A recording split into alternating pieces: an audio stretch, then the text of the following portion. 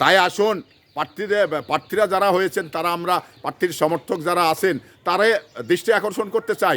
আসুন আমরা জনগণের কাছে ভোট প্রার্থনা করি নম্রতা এবং ভদ্রতার মধ্য দিয়ে এবং ভালোবাসা দিয়ে ভোট আমরা আমাদের ঝুলিতে নিতে চাই। তো এখানে মানে অনেক সমর্থকই রয়েছেন, অনেক নেতাই রয়েছেন যা মানে ভোটারদের জিম্মা করছেন, অসহায় পরিবারদের ঘায়েল করে তাদের জিম্মা করে আইডি কার্ড নিতে চাচ্ছেন এবং বিকাশ নাম্বার নিতে চাচ্ছেন। তো এখান থেকে আমরা প্রার্থী বা প্রার্থীর সমর্থক যারা রয়েছি তারা বেরিয়ে আসি, কারণ এটা যদি আমরা না বের হয়ে আসতে পারি তাহলে জনগণ কিন্তু আপনাদের আস্থার জায়গায় নিবে না, কারণ জনগণ ভয় ভীতি দেখিয়ে কখনো ভোট দেয়নি এবং দিবেও না। তো এটা আপনাদের মনে করা জরুরি। তো এই জায়গা থেকে আমরা প্রার্থীদের ভালোবেসে মানে প্রার্থীর সমর্থকরা যারা ভোট চাইতে যাব তারা জনগণকে ভালোবেসে ভোট আদায় করব।